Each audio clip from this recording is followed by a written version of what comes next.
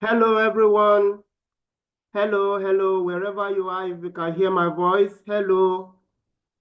If you can hear my voice, let me hear you, please.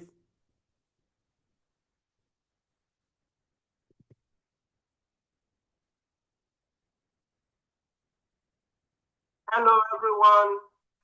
Hello, hello, wherever you are, if you can hear my voice, hello. If you can hear my voice, let me hear you, please.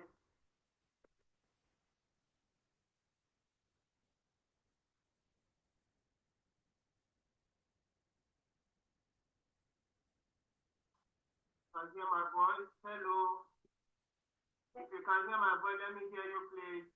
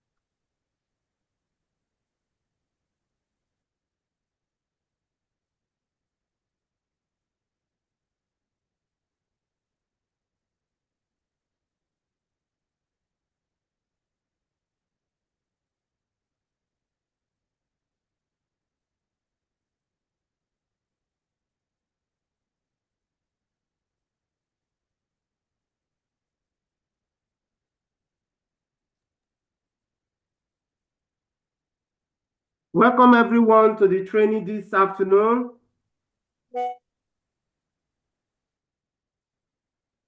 Good afternoon, sir. Good afternoon. Good afternoon, good afternoon, good afternoon. I'm happy you are here this afternoon. I'm excited Yes. you are here because this afternoon we have a lot of things to learn, a lot of ground to cover, and I'm very excited that you are here. I can hear your voice. So if you can hear my voice, can you respond either by typing to the comment section or you unmute yourself and just speak up, please? Thank you.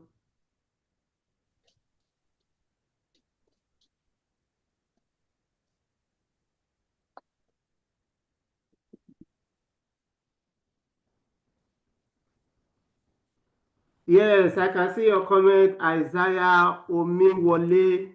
Thank you for coming. Yes, Caleb, I can see your comments. Thank you, thank you, thank you, thank you.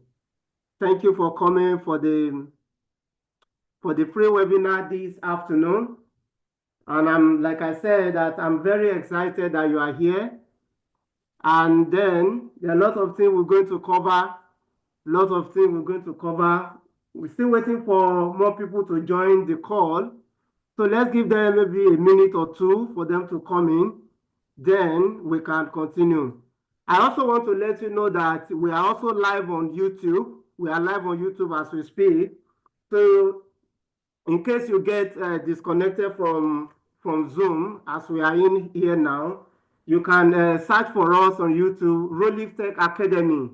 Rolif Tech Academy. So you can also join us there or stay connected to us there as well. Thank you very much. So let's give a minute or two for other people who are trying to come in so they can join the call.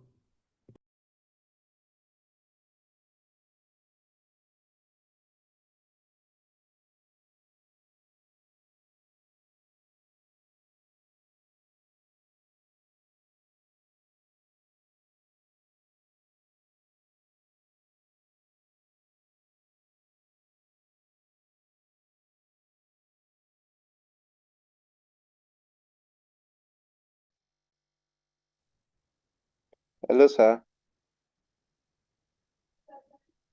Yes, I can hear you. Speak up, please. I can hear you. Okay. Yes, like I said, we are we are giving a minute or two for other people who are trying to join. So as soon as they come online, we'll kick off straight.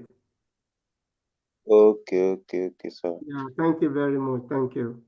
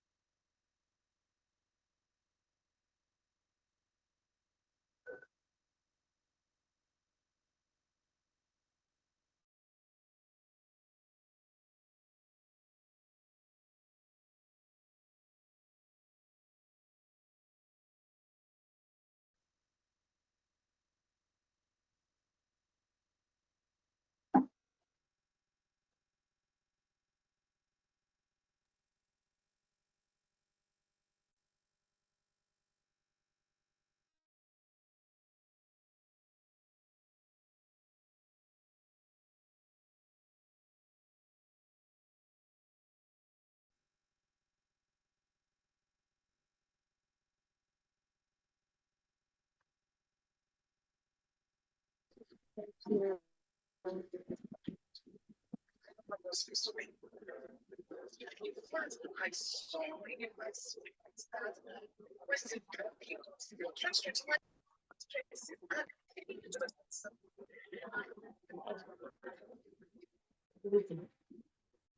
Amazing, just amazing.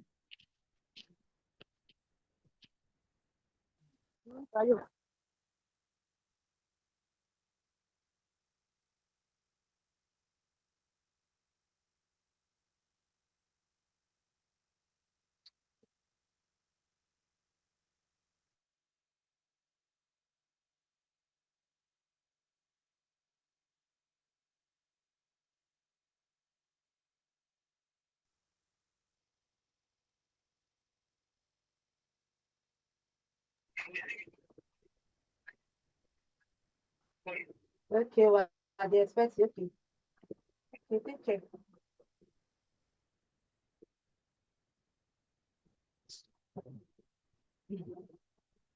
How much can you use this thing for you? This window? 15,000.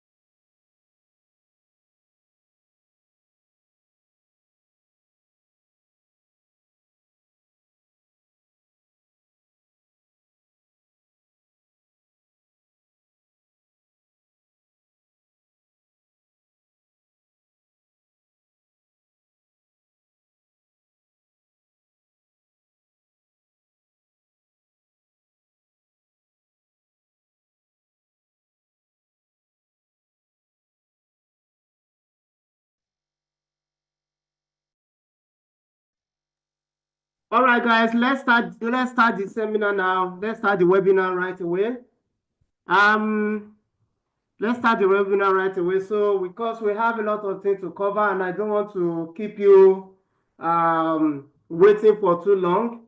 So just want to go straight to the business of the day. So once again, let me confirm if you can hear my voice. Can you just unmute yourself and let me hear you too, please? Or you just put in the comment section if you can hear my voice. Can anybody hear my voice, please? Yes, sir, we can hear you, sir. Yes, thank you very much for confirming. Any other person, can you hear my voice? Can you hear my voice wherever you are? We can hear you, sir. Yeah, Yes, sir, we can hear.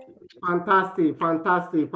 So I'm excited you are here this afternoon, and I'm happy that you have taken a step further, a step to into a smarter future, not a hard future, into a smart future, right? So this afternoon, as you will have seen it from the flyer, what we are looking at is how we can leverage AI and tech for success, both in our personal lives, at work, and in our businesses. So now let me start by sharing my screen so we go right into the business of the day. Today we want to talk about AI. But before we go too far, I want you to type in the comment section when you hear the word AI, what does it mean? When you hear the word AI, what does it mean to you? When you hear the word AI, what does it mean to you? Can you just type in the comment section, please? Yes, I want to see your comments. Can anybody hear me?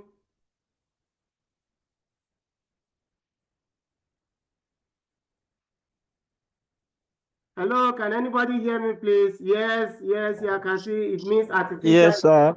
Yes, some We people are can typing. hear you, sir. Yeah, thank you very much. Some people are typing it means artificial intelligence. Yes, artificial intelligence. So when you hear the word AI or you hear artificial intelligence, what ideas come to your mind? What ideas come to your mind?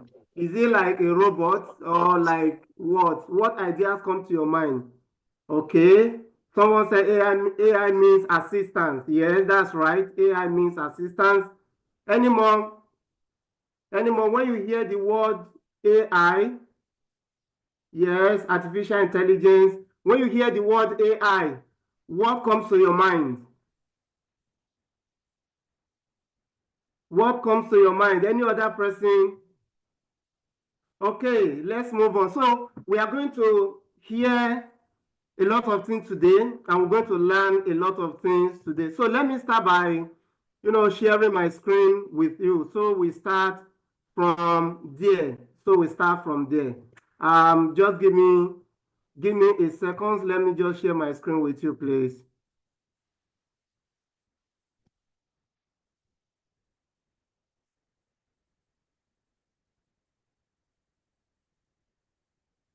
Coming up now.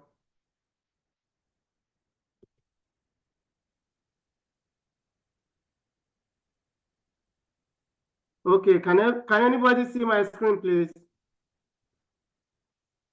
If you can see my screen, let me hear you, or you type in the comment section that you can see my screen. Is anybody hearing me? Yes, sir. We can hear you. Okay, can you see my screen? Yeah. Yes, sir. Okay, so if you can see my screen, what are you seeing? Can you just tell me what are you seeing, please? Leveraging AI and tech for success Okay, leveraging AI and tech for success. at work. That is very, very. Yeah, at work and business. Thank you very much. That's very correct. So what we are looking at today is leveraging AI and tech for success, stay ahead at work and business. So this training is brought to you by Rolling Tech Academy. Rolling Tech Academy is an online platform where you can learn tech, where you can learn AI, and they also help you to build AI tools, AI technology, or tech tools that will make your life better, like will make you to be more productive at work. So presenting today, my name is David Ahonsu, right? I'm the lead trainer at Rolling Tech Academy. All right, I'm the lead trainer at Rolling Tech Academy. I've been in the data space for some years now, and I've done several trainings and certification and all that. Okay, so but what we are looking at today is how we can use AI, or want to see what is AI and how can we use AI and technology for success in everything we do. So everything we'll be talking about today is about how we're going to use AI to improve our productivity, to increase our productivity in everything we do. All right, so let's move on now. So I'm welcoming you to the webinar, to this free webinar, and I want to ask you again, what do you want to learn today? What do you want to learn? Can you just put in the comment section, what do you want to learn today? I want to see your comments. What do you want to learn? Anybody, please? What do you want to learn today in our training? What do you want to learn? What do you want to learn?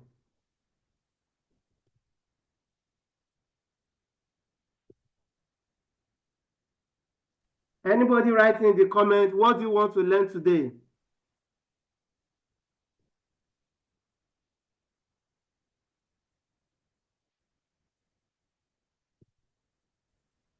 Okay.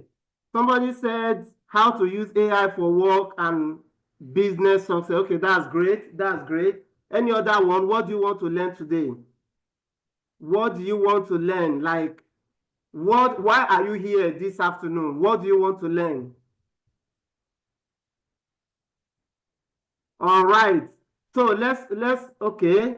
AI as a tool for effectiveness. That's correct. You want to learn AI as a tool for effectiveness. Don't worry.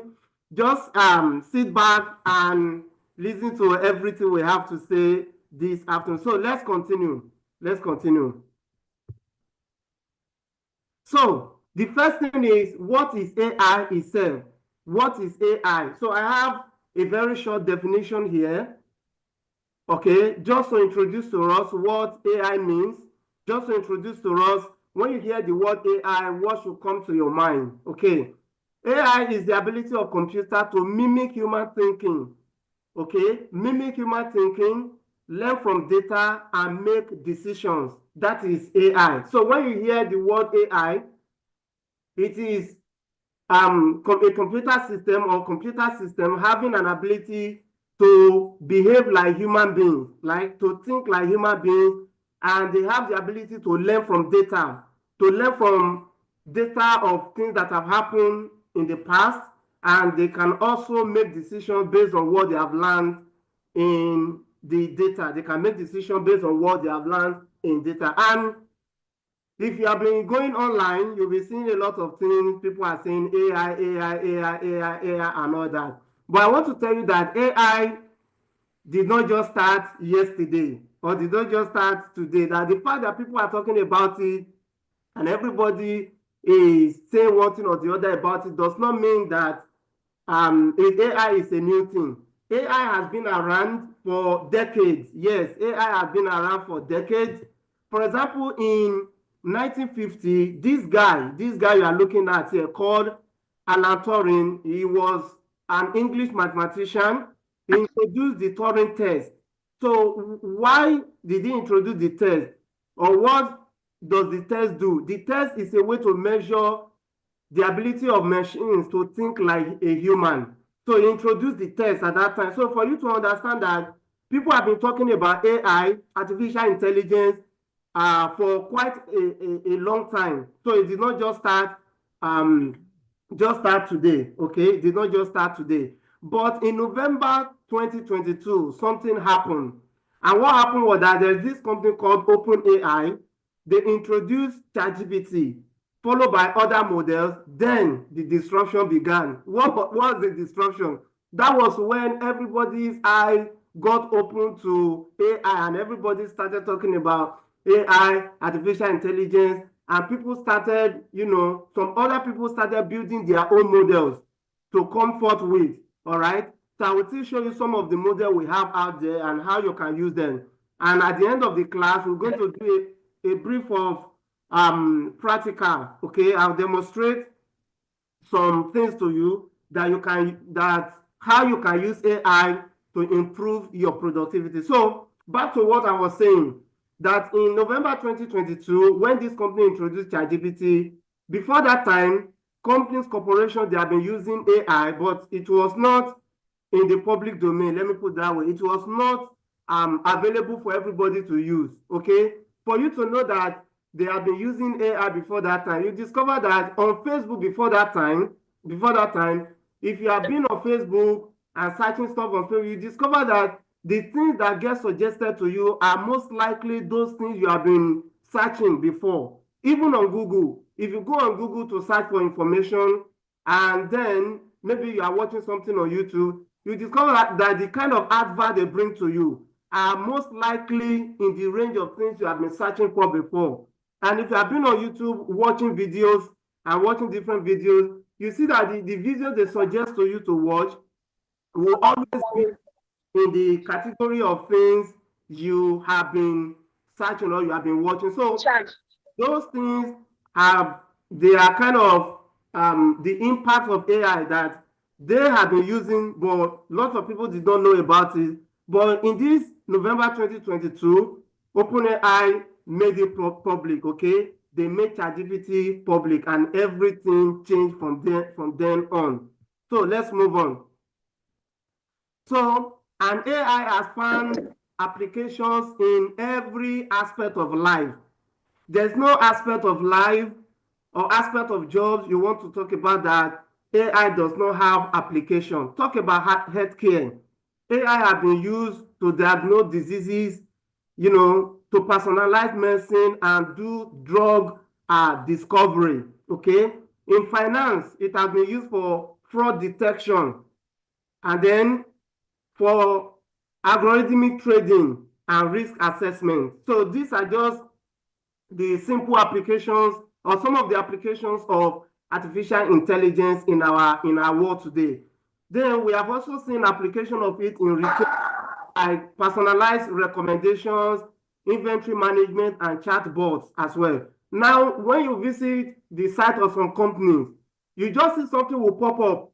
I mean, by anywhere, maybe at the top of your screen or at the bottom of your screen, and the person will say, how can ask a question, okay, how can I help you today, and all of that, and you start chatting with that person, and sometimes that kind of thing may happen in the night, okay, when you'll be thinking, who is awake at this time of the night to be chatting with me? It's not a human being chatting with you, it's a robot, like artificial intelligence chatting with you. And why is it so intelligent?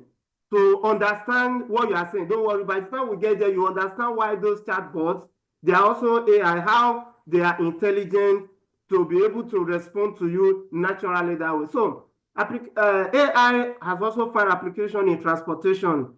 You have been hearing about self-driving cars, and then optimization and then traffic management. Then in education as well, it has also found application in personalized learning, automated grading, and virtual tutors. So these are just few examples where you can apply or where AI has found applications in things that we do. So in every aspect of life, in the movie industry, in crime detection, and so many other aspects of life, we have seen AI coming over and taking shape, okay?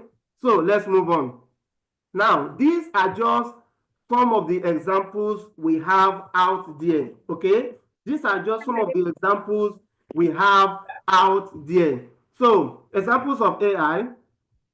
So let me go back a bit. Examples of AI out there. We have ChatGPT, the DeepSeek just came in January, Gemini from Google, Copilot from Microsoft, and Perplexity from Perplexity AI, and Grok from XAI, okay? Now, when you see all of these things, these are just the most popular ones, the basic ones you can, easily come across.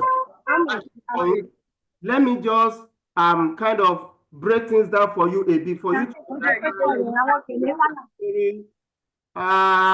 please guys, I want us to ourselves, please. Okay, thank you. Thank you. All right, let me continue. So as I was saying, I said that these are just the most common ones that you hear about. But when you talk about AI, it's broad and we categorize them based on different parameters or based on different criteria. So we can categorize them based on their capabilities. We can categorize them based on their functionality. We can categorize them based on the techniques that was used in producing them. We can also classify them based on the kind of things that we use them to do based on the applications and their other classifications. So let me quickly go down for you to understand what we are having, what we are dealing with. So based on capability, we have what we call the narrow or the weak AI. So this type of AI tools, they are focused on specific tasks, okay? So most of the AI tools we use today, like the ones you are seeing on the screen now, they are in this category of narrow or weak AI because they perform specific tasks, okay? They perform specific tasks. Then we have the general ones, or the strong AI. These ones, they can perform any intellectual task that a human can perform, okay? But they don't exist yet. So we are still talking about them, and they are still deliberating on how will they function, in what way should they work, and all that. Then we have those what we call the super intelligent AI. So these ones, as they want, they are still hypothetical. They are not in existence yet, but the idea is there that this type of AI should have superhuman intelligence. So we have these categories based on their capabilities. Then we have another category again that is based on their functionalities, okay? And we have the reactive machines. Those ones are the ones that react to specific input that you give to them. So they don't react based on the past data that they have, okay, or past experience they have. Then we have those ones we call limited memory AI. These ones, they use past data to make predictions or to make decisions. So those are the ones involved in self-driving cars and the like. Then we have the one we call the theory of mind. So this one as well, they are also hypothetical, like that, meaning that they are still in theory, they are not in existence yet. But when they do come into existence, okay, they can understand emotions, they can understand feelings and all that. Then we have the self-aware ones, okay? And then based on their technique, like the techniques used in making them, in producing them, that is when you'll be talking about the machine learning AI, the AI that learn from data that you feed into them, okay, to make decisions and to make predictions. Then we have the deep learning ones, the deep learning AI. These ones, they are machine learning AI as well, but the difference is that they use something we call the neural network to, do their work. So neural network, let me break it down for you to understand, is how the neurons in the brain, they are connected together, like the neurons in the human brain, so how they are connected together. So this AI function like that. So in form of, they are connected like that in such a way, okay? So they can perform complex tasks, complex calculations. And we have so many of them. Then when we now come to applications of AI, we have, the computer visions. Those are the object recognition AI, facial recognition AI that can recognize your face as a person. Once it has been trained that, okay, this is David. So the next time you bring my picture to that AI, it can pinpoint that, okay, this is this person, this is this other person, okay? So this type of AI can be used in fighting crime, okay, in crime detection and all that. Then we have the natural language processing AI, okay? Those ones that can understand, they can understand human language, they can interpret human language, and they can also generate human language as well, all right? For example, some of my cousins in Francophone country that they speak French. So if I'm trying to communicate with them in French, I don't speak French. So what I'll do is I will type into ChatGPT, okay, English version of what I want to say, and I'll ask ChatGPT to convert it to French. Or I can just type into Google that what does this mean in French? So Google brings it out in French. So I post it to them. So that is another way that AI, and that's another application of AI. So we have the robotics AI, then we have the predictive analytics AI, and we have so many of them, okay? We have so many of them that you can now classify them, based on all these things, this classification I've mentioned to you now. Now, for this one you are looking at on your screen, for this particular one you are looking at on your screen now, if you want to classify them based on all those things I've just talked about now, number one, we say based on their type, we say they are weak AI, okay? Based on their type, we say they are weak AI because they can only perform a specific task. For example, ChatGPT, you can only chat with it and it will respond to you. Being a generative AI, okay, it can generate content, but it cannot drive a car, okay? It cannot drive a car, and you cannot feed into a robot for that robot to function properly. So that is why we say that they are narrow or they are weak AI, because they only perform specific tasks. They don't perform all the tasks. Then based on the techniques, like this one you are looking on the screen now, based on the technique behind their production, we can say they are machine learning AI, okay? Because if you give ChatGPT some data to work with, like all this one we are interacting with now, okay, ChatGPT and the rest, and all this one, DeepSeek and Gemini, it's because they have been trained with billions of data, okay, billions of data. They have been trained with data, and then because they have been trained with it, they have been able to find patterns in all those data. And when you now bring something related to what they have been trained with, they can now create content, text-based content based on what they have been trained with that you are now asking them. So this is how all those chatbots you interact with, this is how they operate, okay? A company having a chatbot that you can interact, what the company has done is that they have trained the chatbot on their own data, on the data of the company, like the company name, what the company does, the phone numbers in the company, the addresses of the company, where they have their branches, all those things they are doing, okay? And frequently ask questions that if this happen, what should be the response? So those are the data they have used to train those chatbots. So when you are not interacting with them, they are able to communicate with you intelligently based on the information, the question you are throwing at them about that company. So if you now ask them a question about another thing entirely, they will not be able to perform because they have not been trained on those things. All right. So this one you are looking at again on your screen, if you want to classify them, we say they are generative AI. They can generate content in form of text, and we have some that can also generate video. There is another one called Microsoft Designer. It's not part of this one you are looking at on the screen. It's called Microsoft Designer. That can be used to generate images. You just need to give that AI a prompt. Okay, a prompt means like a question. Don't worry, we'll still get there. I will tell you step by step how to write the correct prompt that will give you the correct result that you need. So just give the AI a prompt, and the AI, giving it some few seconds or some minutes, it will create images for you that you can use. If you are a content creator, you can use the image for what you want to do. And these are some of the classification and the type of AI we have out there. Now let's move on. So we are talking about AI. The question will be, why should you care? Why should you be concerned about all these things we are talking about? People are talking about AI, this, and that. You need to be concerned because AI can now do the jobs of human beings, okay? And since AI can do the jobs of human beings and being cost effective, right? Let me talk about that for a second. That the job that you, as a business owner, you will employ, let's say 3 or 4 people to do in the past. A single AI agent, okay? A single AI agent will be able to do it and at a lesser cost.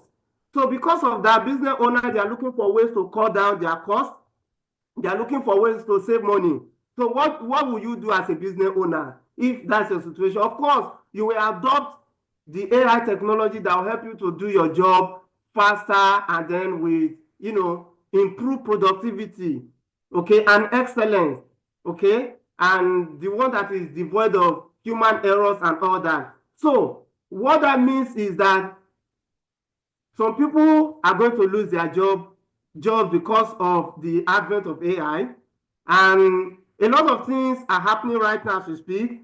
And then I will still show you some statistics later what you should be expecting in the next 2, 3, 4, 5 years. Okay. So, but for now, let's look at this.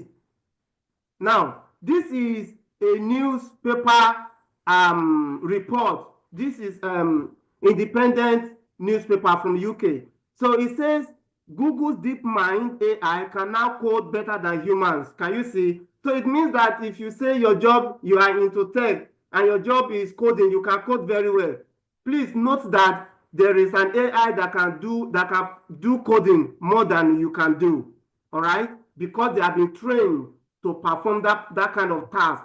Now look at this one again from Futurism, also a newspaper article. The verdict is AI outperform human lawyers in reviewing legal documents, okay?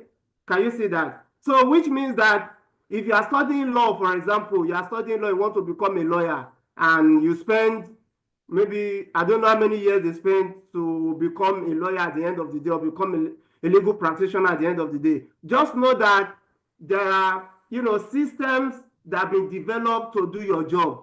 So what does that mean to you? It means that you need to begin to think differently. So that's why we are having this conversation, we are having this class, that why should you be concerned? You should be concerned because a lot of jobs are going to be lost in the next 2, 3, 4, 5 years because of how the AI development is going. All right, here is another one I got from Reddit.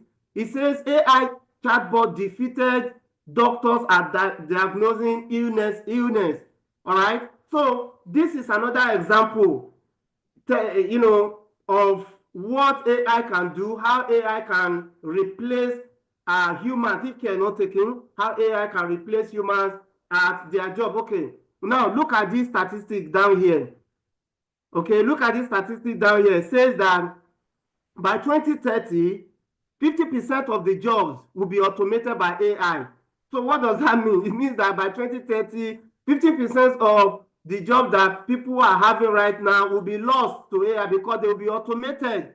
And once they have been automated, it means that, number one, there's going to be increased productivity, there's going to be saving of time, saving of money. And when that happens, it means that some people are going to lose their job there. Then look at another statistic again, that by 2030, 80% of workers will be affected by wage stagnation or displacement. That is, by that time, 80% of people in the job market is either their wages are stagnated, no promotion, because there is an AI that can do your job. Okay, why should we promote you in the first place when you cannot put in more than you are doing, and we have a system that can do more than you? Why do we need to promote you in the first place? So by 2030, 80% of workers will be affected by wage stagnation. Guys, all these facts and figures, they are not just fables, and they are not unreal. They are very, very real. Okay, and that is why from Rolling Tech Academy we are having this webinar to alert people and to create the awareness in people what AI is doing and how we can leverage AI to do our work. Now, the question is this: what do you need to do with all these things that are happening, right? What do you need to do with all these things that are happening? What you need to do is to learn how to use AI. It's as simple as that. Guys, it is as simple as that. What you need to do is to learn how to use AI to do your job. Because if you don't learn how to use AI to do your job, don't be disappointed to know that very soon that job might be taken away by the same AI. So for you to remain relevant in your space, whatever profession you belong to, for you to remain relevant, you need to learn the kind of AI you can use to do your job in that your profession, because there are so many of them out there. Okay, there are so many of them out there. So you need to learn how to use AI to do your job. Okay, and that is why Rolling Tech Academy is there for you, where you can learn all these things and you will not be replaced by AI. So the AI and tech revolution, what is changing, guys? AI is not replacing your job. It's now changing how we work, okay? It's now changing how we work. Then businesses and professionals who adapt, they are the only ones that will thrive. Businesses, professionals, young graduates that adapt. This one is not a case of, oh, I study marketing in school. Okay, so that is what I'm going to do. And then, yeah, you may have that passion for marketing, but what we are saying is that learn how to use AI to do your marketing. Okay, I studied what other course? I studied this other course in school. Okay, and then this is what I love. Of course, that is what you love doing. But what we are saying is that learn how to use AI to do that your job, to improve your productivity, okay, and for you not to be replaced by AI. In the words of Charles Darwin, one of the foremost biologists, he says that it's not the strongest of the species that survive, nor the most intelligent. It is the ones most adaptable to change that survives. Okay, the one that is most adaptable to change that survives. There's another person called Kevin Kelly. He said, the printing press democratized knowledge. The camera democratized images. AI is democratizing creativity itself. And you don't want to be left behind, guys. Another person said, success in the modern world comes down to leverage.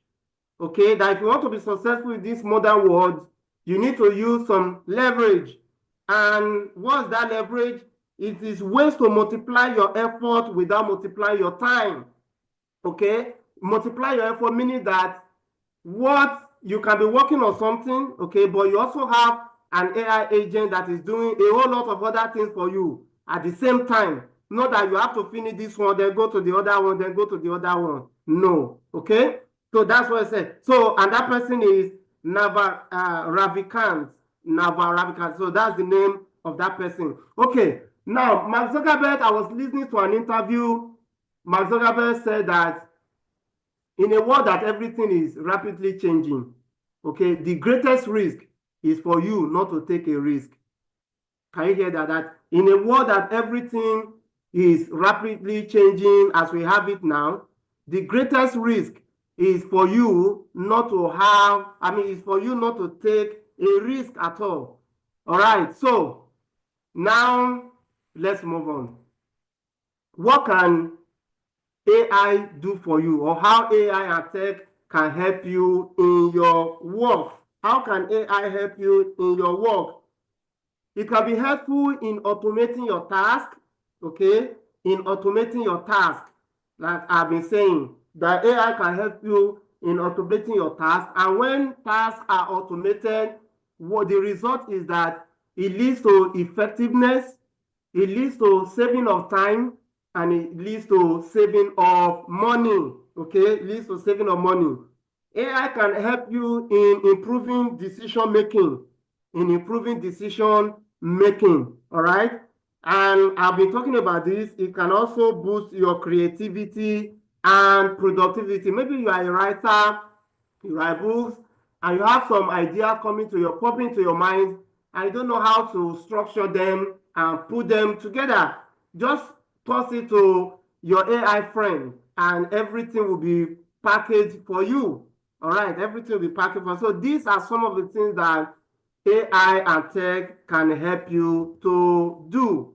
Now, how to get started with AI today? How do you get started with AI? We have been talking about AI. We have been talking about how you can replace people at their job if they don't learn about it, and all those things. But how can you get started with it? The first thing you need to do is to identify where AI can help you in your work or your business.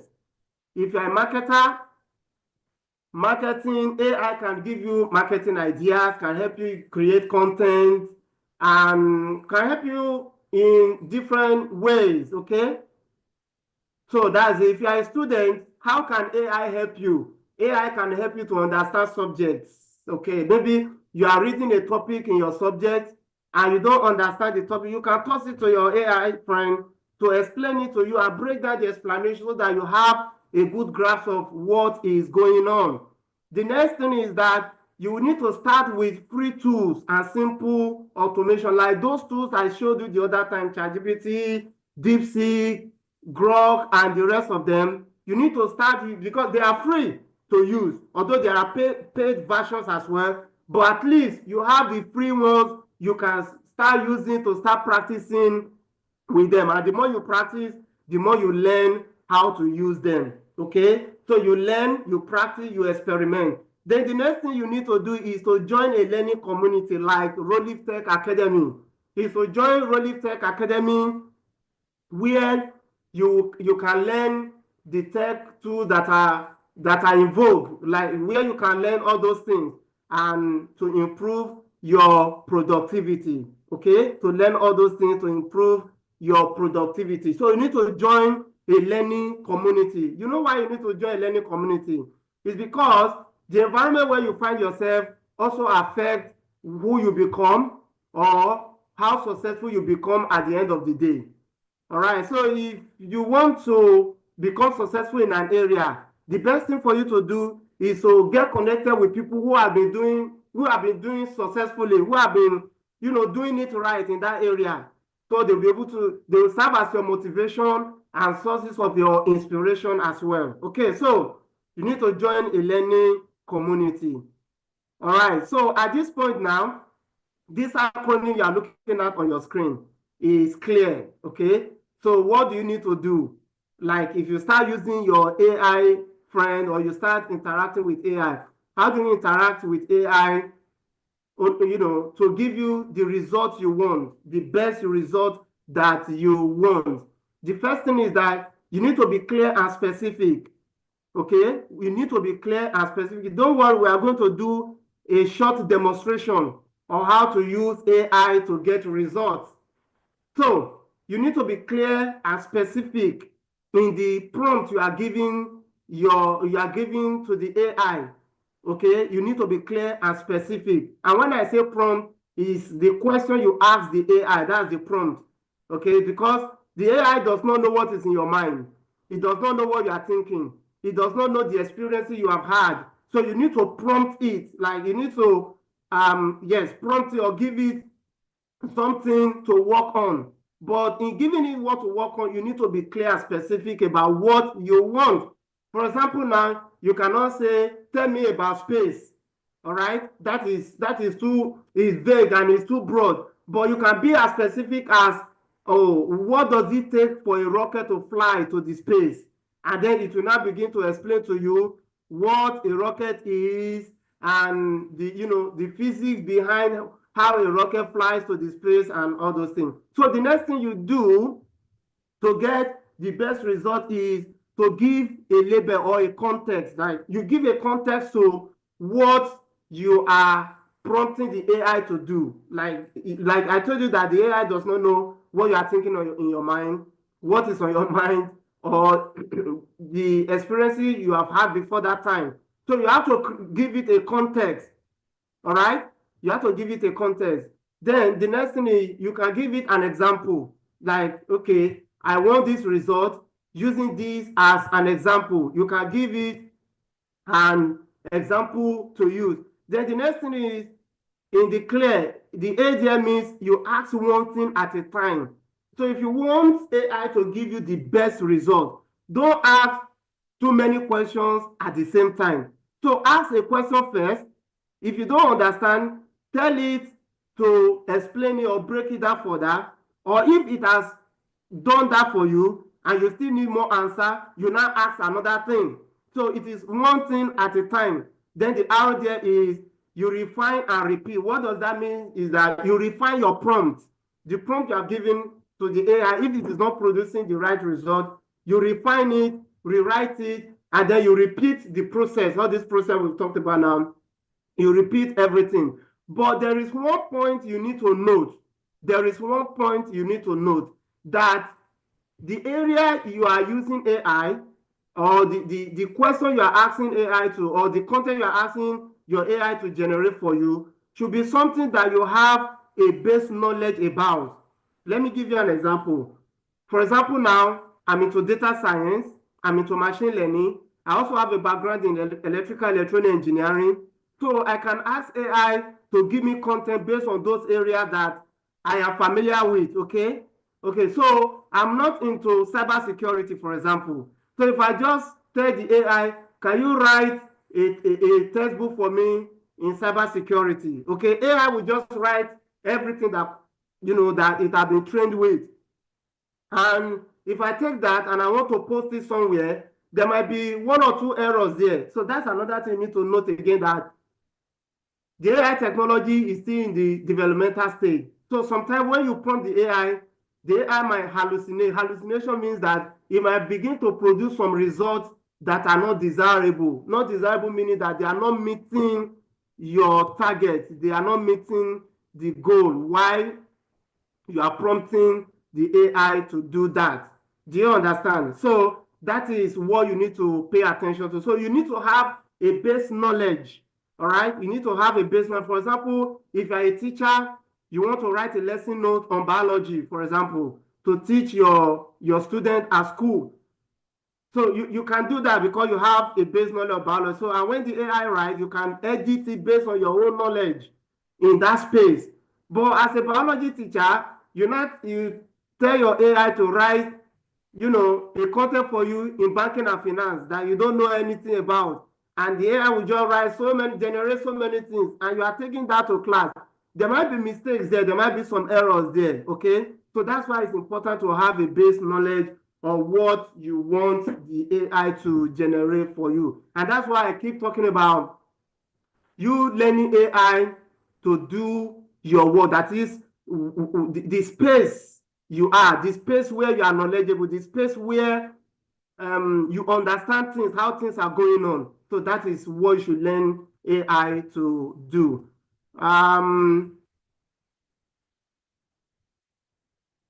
Okay. Before we go too far, I want to stop sharing this screen and then do a bit of demonstration with you. But before that demonstration, I want to take some questions. Then I will now demonstrate how you can use generative AI to get some content, okay? To get some content and that you can use. And we are going through all these steps I've outlined here.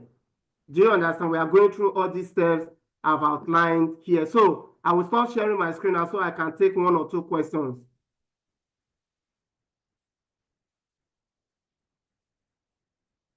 So, all right, guys, any question from what we've been talking about so far?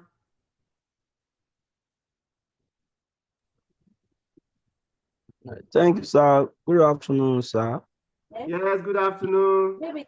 Yes, sir. So, like, someone that teach mathematics now, like me now, I teach mathematics online. So how can I make use of AI in to enhance my teaching skill? So okay, that's my question, sir. Okay, that's a very good question. That's a very, very good question. So how you can make use of AI to enhance your mathematics skill is this. For example, you are teaching, maybe you are using past question to teach, for example. You are using past question, maybe YF past question or JAM past question to teach. And you have come across a particular question that you don't know how to solve. So what you just need to do is to copy the question, follow the steps I've just outlined to you now, and give AI the question to solve, and then show you. You also prompt it to show you step by step how to solve that question. So what it will do is that first of all, it will give you the answer to the question, all right? And if the question is wrong, it will tell you what is wrong in the question. So let's say the question is right. All right, let's say the question is right. Let's give, for example, now there is this quadratic equation and you want to solve. You want to find what's the value of x that will give this result, okay? So you are giving it to ChatGPT, for example. You can use other AI. I'm just using ChatGPT as an example because that is the most common that people are familiar with. So it will give you step by step how to solve that question, all right? And there are different methods of solving a quadratic equation, okay? So you can even tell it to use the particular, maybe substitutional method, or using the formula, like the formula we call the almighty formula. So that is how you can use AI to improve your own skill. Do you understand? And apart from that one, you can also go ahead to prompt the AI that, okay, you have explained this to me, how do I explain it to maybe a 10-year-old that is giving it a context? You remember I mentioned the aspect of context the other time. You are giving it a context now that how can I teach this to a 10-year-old to understand? You will see it will break it down step by step and what you should do, what the kind of phrasing and what you should use and what you should be talking about. It will break down everything. So all you have to do is to copy everything out, put it in a word, like word processor, type like put it there and edit everything to suit your own purpose. Then you now go to class. Do you understand? Or for example, Yes, sir. yes, for example, in your class, your students have asked you a question, you don't know the question, or you don't understand how to solve the question.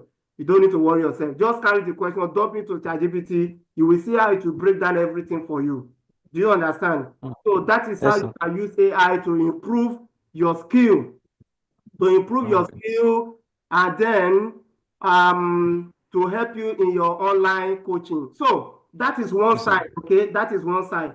The other side is using AI automation. You know, when I was talking the other time, I did mention the case of using automation for grading in education. So there are so many automation tools like Zapier, like Make. There are different automation tools that you can use. So what you just do is that you can create, content for your students. You create content for your students, and as they are interacting with the content, you are having that data, like you are seeing their interaction because there will be data to show that, okay, this person has watched this video, this person has watched it, and all the questions you have, and you have already put them there, they can interact with those questions and you will be able to see that, oh, this person solved this question and he got it right. This person solved it. So it's about understanding what you want to do. And then there are so many tools out there to help you to do it. Do you understand? Yes, sir. Thank you, Okay. sir. Yeah, you're welcome. So any other question, please? Based on what we've talked about this afternoon. Okay, Caleb, go ahead, please. Yes, sir. Afternoon. Good afternoon, sir. Yeah, good afternoon. Good afternoon, sir. Confirm you can hear me. Okay. So my question is two actually. Okay. First, I want to know, you said while you were talking that AI is at developmental stage, and as a result, there's tendency for it to hallucinate sometimes.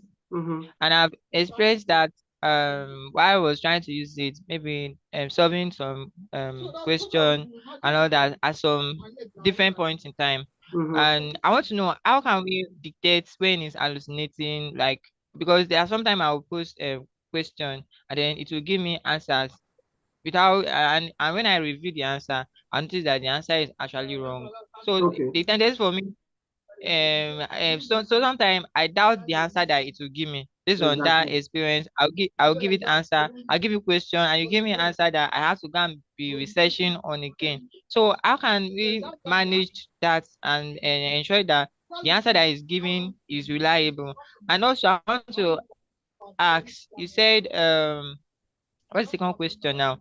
You how can we automate, like what are the various means of automating maybe automating an interaction using AI, like the Okay. channels and the modes or means that we can use for automation? Okay, Thank you. okay.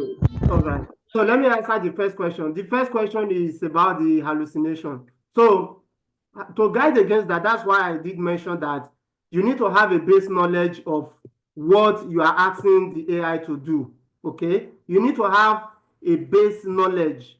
That's number one. The number two thing is that if you don't want AI to give you anyhow answer, your prompt need to follow a structure. Okay, your prompt, the kind of question you ask, need to follow a structure. And don't worry, like I said, we are going to do a simple demonstration before we end this webinar today.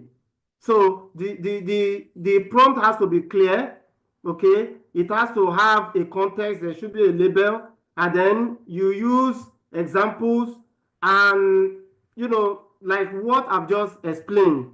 Do you understand? So, and the fact that the AI is hallucinating does not mean it cannot be used to perform your task.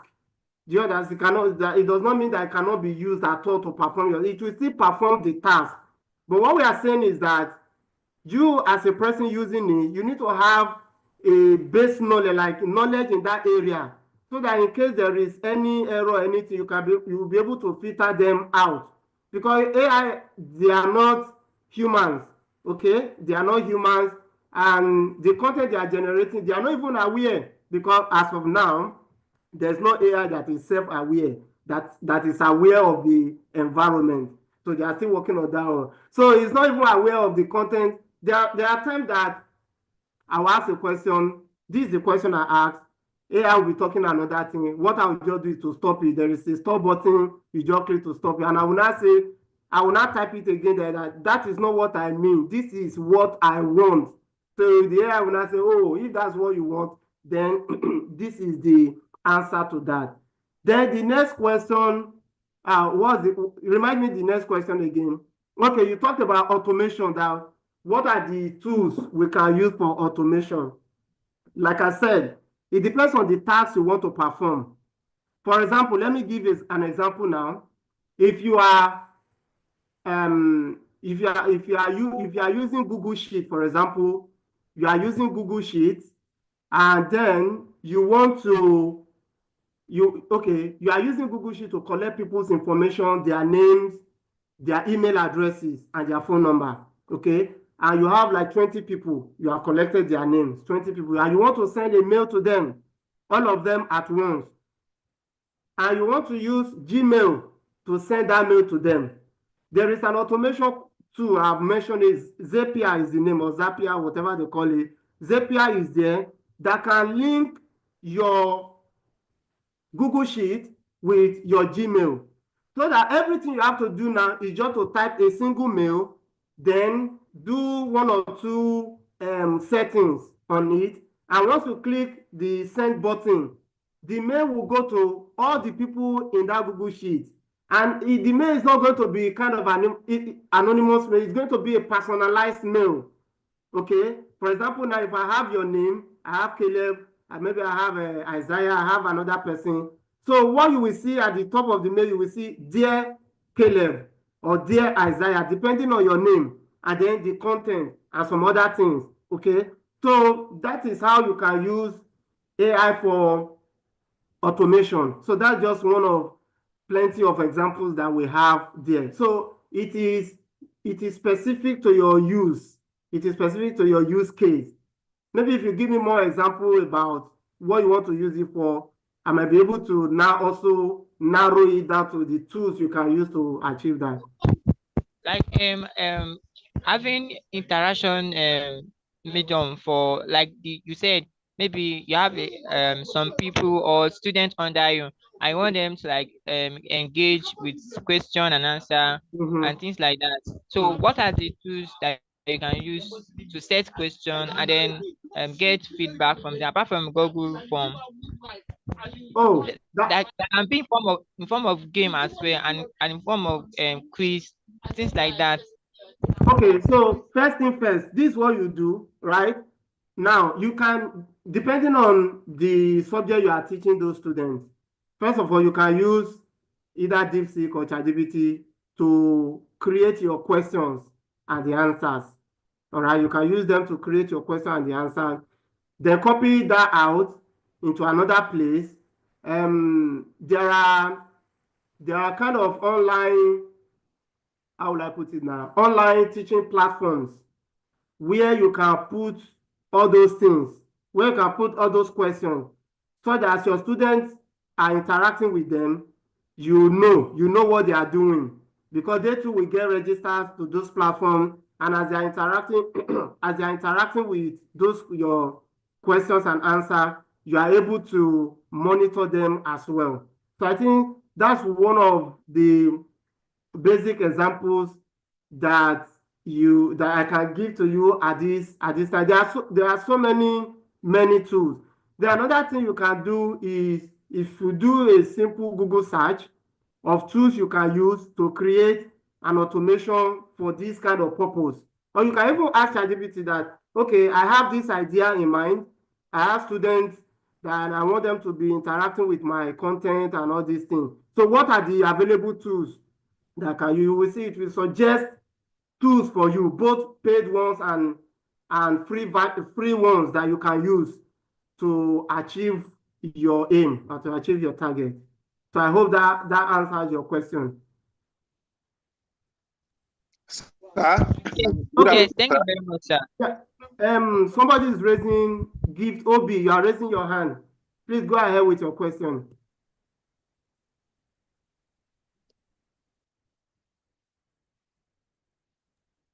Good afternoon, sir. Yeah, good afternoon. Sir, I want to ask that what is the difference between AI, Chrome, and Google? Okay. It's very simple. We have Okay, talked about AI today. Okay, we have talked about AI that is artificial intelligence. It is machine, computers trying to behave like human beings. Okay, computer trying to do things like human beings. That is what we call AI. Now, Google is a company. All right, Google is a company and they have different products. Google is a company, they have different products. One of their products is the search engine that we use. That when somebody tells you that, if you ask somebody a question and they want to make fun of you, they say, go and ask Google. So it's a search engine to search for information online. All right. Now, Google Chrome is Google's web browser. It is Google web browser to search for information on the web. But these days, Google also has an AI model they are developing. There are so many they are developing. So one of them is called Gemini. Okay, that is Google AI. That's AI from Google. It's called Gemini. So that Gemini, they have included it in Google Chrome. Or let me say, yes, in Google Chrome, and they have also included it in their search engine. So that is why when you search something on Google these days, you first of all see the AI overview. The AI will give you overview of what you are searching for, and will even show you links where it got those information from. Okay, so that is the work of Gemini. And when you are using Google product like Gmail, you are using Gmail, Google Sheets, Google Slide, Google Drive, and they have so many products like that. So Gemini is part of the package of the product. Do you understand? So it is their own attempt to also have impact in the world of AI. That's why they created their Google AI, which is called Gemini. It used to be called BARD, but now they have changed the name to Gemini. And there are different versions of Gemini as we speak. Do you understand that? Yes, sir. Thank you, sir. Yeah, you're welcome. Gift Obi, go ahead, please, with your question. Can you unmute yourself and ask your question, please?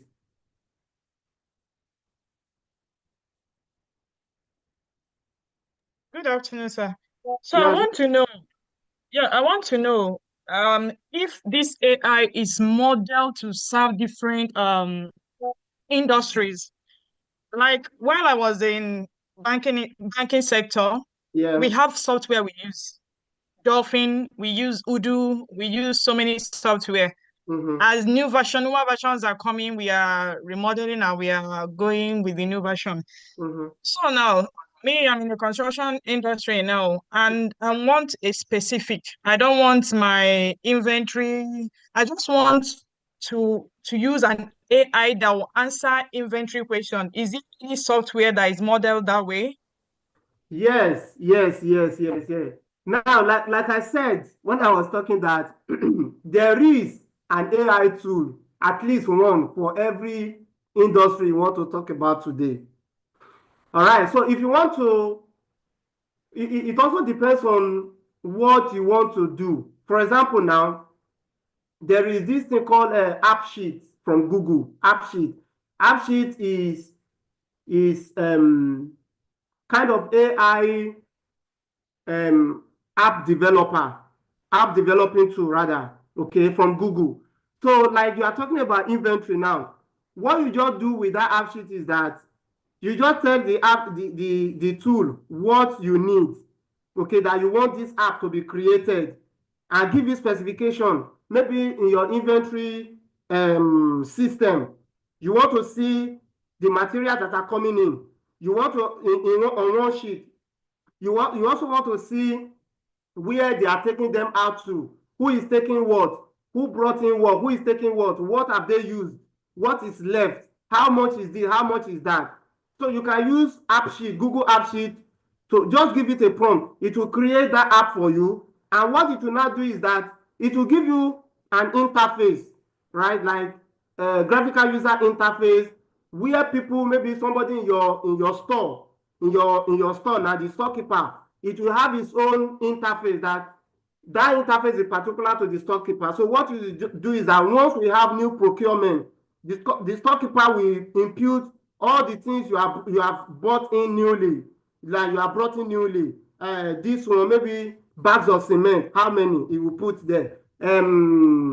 Roofing sheet, how many? Depending on all the materials you have. So you can put all those details. Then you, as their manager, you cannot tell it to create another interface for you where you can see what every other person is doing. So you want to see what the storekeeper is entering. You want to see what the procurement people, what they are bringing in, the people, the site engineers, what they are taking out from the store, okay, what they are taking out from the store, and which one is left over, like they have used it, what they have used, because you can make it in such a way that the site engineer will have his own interface, graphical user interface, that when they take out material from the store, they enter in what they have taken out, and when they have used the material per day, what is left, they can enter, okay, bag of cement, we took out 50, we used 40, 10 left, we took out, we got 2 tippers of sand, we used 1.5, this is what is left, you know, all those things. So it depends on what you want. So Google AppSheet is one tool. There are other tools as well that I will need to search to get you their names, okay? There are other tools as well that you can use. Just give them a prompt and they will write the code, develop the app for you. You don't need to know. Now, another thing I need to point out to you guys is that when we talk about AI, you don't need to know how to write code to begin to create tools in AI, because there are different platforms out there where you can learn how to build automation system. There is this one we call Bot Builder. Just write down the name, Bot Builder. Bot Builder is a platform that you can learn how to create automation process with AI. Okay, we call it Bot Builder. Then there is another one called Bot Press. Okay, that's another platform as well where you can create AI tools. So for those ones, you don't need to learn how to code. So you just drag, once you learn how to use the platform and you know what you want to do, you just need to kind of specify what you want to do. Maybe you write it down on a sheet of paper, like step by step, this happened, then this will happen. If this happened, this will happen. If this. So you go to the platform and then you do drag and drop. You drag this to this point, link it to this action. When this action happens, this should happen as a result of. So all those things, all those two, they are there. So if you search for them, you can always get them. I hope that helps.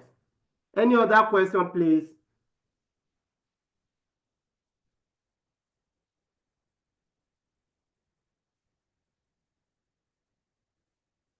Any other question before we go to the practical of the day? Because before I release you to go, we'll do a brief practical. Hello, sir. Yes, Peter, go ahead, please. Can I want to ask that, can AI collate results? It depends. Like this in talk of election results, can AI create election results? Can AI create election results? Collate. Okay. Yes, you can use AI for collation, but you have to build a system. Okay, you have to build what's it called? A system that the AI will use. So let me give you an example. people are voting now. Okay, people are voting, and let's say they are doing paper voting. They are doing paper voting, and there are people from different regions that are keying in the answer. I mean the figures. So you can have a central system where what the AI will do is to extract from different collation center. Okay, they have been entering it online. It will extract from different collation center all the results, put them together in a beautiful format, maybe creating a chart or creating an appealing visualization so that everybody can see the result. So that is for paper voting. But if we are doing like online voting now, let's say we want to do online voting, people want to vote online. So they have where they are voting, and they can vote on their app, on their phone, or vote on their laptop. So that one we have a system that as people are voting, you can even be seeing, you will see the live vote, how it's going, the state that is winning, and which candidate is winning. You can see it live.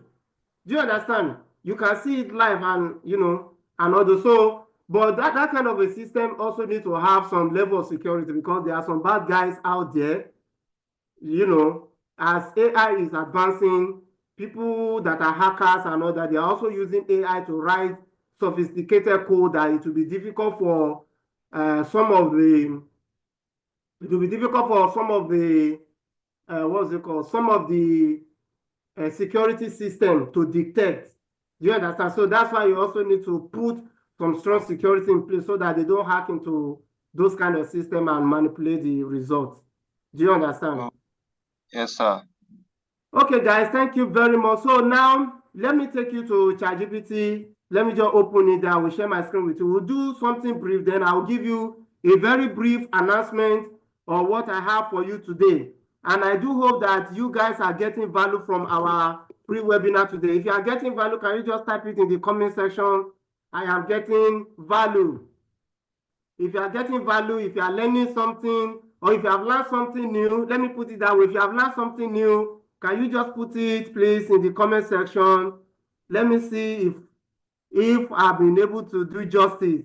Yes, thank you very much. Yes, somebody has said, sure, sir, kudos. Any more?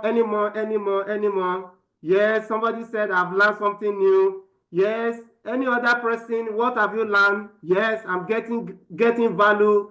Good, I love that because it makes me happy when yes, thank you very much. I have, sir. Well done, sir. So it gives me joy when I teach people and I can get the feedback from them that they are getting value from what we are doing. Right now, what we now do is that we want to go into ChatGPT, all right? Like I keep telling you that ChatGPT is not the only tool out there. There are so many. Okay, there are even some that I don't know. Myself, I don't know that when I'm listening to some other people teaching or talk, that's where I get to hear them. There are some that I don't know. You want to talk about tools for creating, for content creators, tools for writing, tools for research if you are in academic, tools that you can use for academic research, okay, and so many things. But then, because ChatGPT is common, everybody knows ChatGPT. So let's do something in ChatGPT now.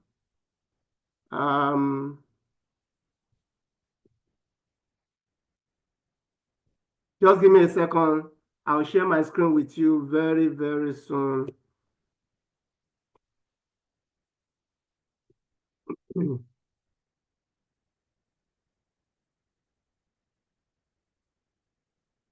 All right. So I have opened it up now. So let me share my screen.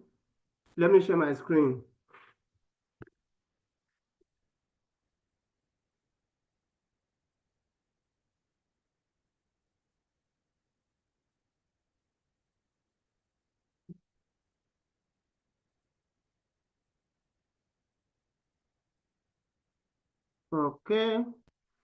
Can anybody see my screen, please?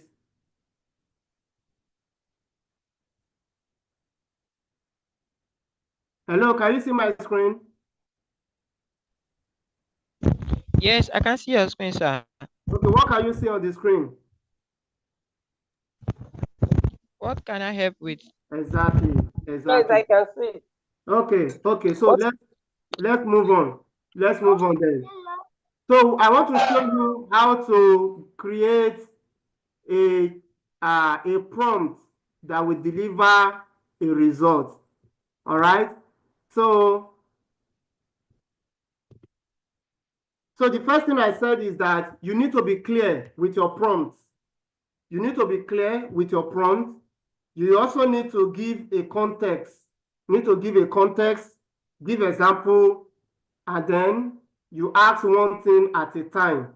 All right? Ask one thing, excuse me, ask one thing at a time. So first of all, I want to say, okay, let's say I'm a biology teacher, for example.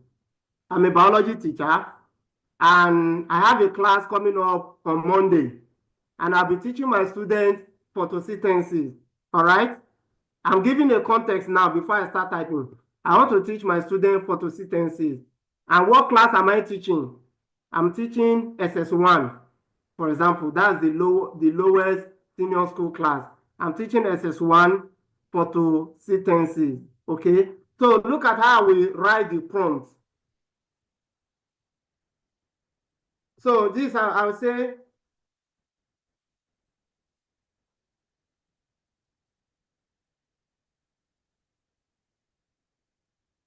let me be specific. You are a biology teacher.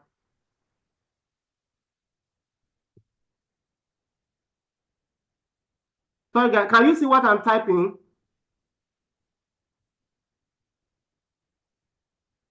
Hello, can anybody see what I'm typing? No, sir. Oh, that means I need to reshare my screen. Just give me 1 second. I need to reshare the screen.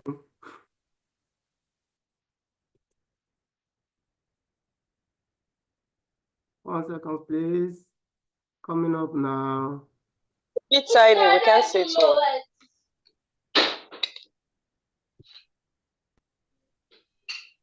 Okay, so can you see what I've typed?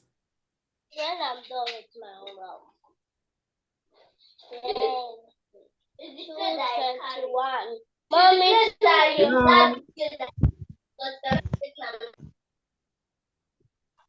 Yes, you are a biology teacher with. Yes. You're a biology teacher. Yes. With 10 years of teaching experience. All right. With 10 years of teaching experience. Okay. So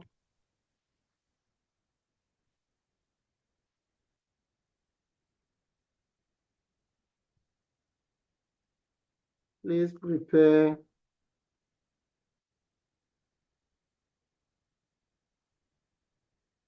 the lesson notes to teach photosynthesis. All right, to teach photosynthesis. Photosynthesis, okay? All right, I've not finished, so I'm still giving it prompt.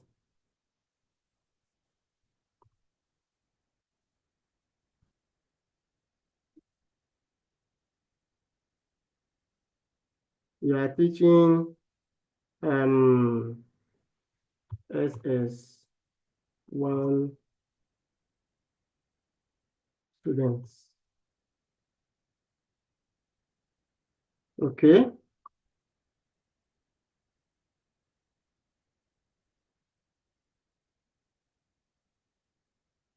Make it so simple that a 10-year-old can understand.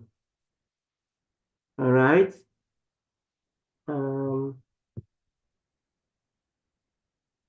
Okay. So let me stop there for now. Let me just hit enter. So before I hit enter, look at what I've just done. Look at what I've just done. I said you are a biology teacher with 10 years of teaching experience. Please prepare a lesson note to teach photosynthesis. You are teaching SS1 student. Make it so simple that a 10-year-old can understand. Okay? So I will click enter and let's see how it will do it. Okay, see, he's preparing the lesson note now. He's preparing the lesson note. He's telling me what I should do in my introduction, lesson explanation, all right? Then telling me what photosynthesis does, how it works. He's even giving me equation of photosynthesis. All right, he's concluding it now. He's even giving them assignments. Okay. Now, what has happened here is that it has created this. I can close this as well, but it has created it as a document. That's why it just opened this one by the side. Now, let's go through it one after the other. Okay, let's go through it one after the other. So it says lesson of photosynthesis, class, biology, that's subject, topic, photosynthesis, duration is even giving me time, lesson objectives. By the end of the lesson, students should be able to define photosynthesis, identify what plant need for photosynthesis, explain how photosynthesis works, state the importance of photosynthesis, okay? So that's the work of AI for you. And then introduction in start. It said begin by asking, it's even telling me what I need to do to make my class engaging. Say begin by asking students, have you ever wondered, you say I should ask them this, have you ever wondered how plants make their food? Okay. Why do plants grow well in sunlight? So these are the questions I can ask in my class to make the class engaging. It says, explain that plants do not eat food like humans and animals. Instead, make their own food using a process called photosynthesis. So, guys, this is just an example. So what I've done now, you can repeat the same process for anything, any content you want to generate, okay? Like I said, be clear, be specific, give a context, and then you can use example, and then ask one thing at a time. Like in this case, I've only asked for photosynthesis. So I can go ahead to tell it, kind of ask it another question or based on another topic. And then you repeat the process, then refine your point, repeat the process, and that's how you become a master at it. The more you practice using it, the better you become at it. So look at it now, defining photosynthesis for a 10-year-old to understand. Say photosynthesis is the process by which green plants use sunlight, water, carbon dioxide to make their own food and release oxygen into the air. What else do you need, guys? What else do you need? So it's now giving me structure and every other thing. And then he has given us an assignment as well. Say the assignment will define photosynthesis in simple terms, list 3 things plant need for photosynthesis, draw and label. Do you understand? So that is that on that. Any question, please, before we move on? Any question? I want to demonstrate another one now. Hello, any question?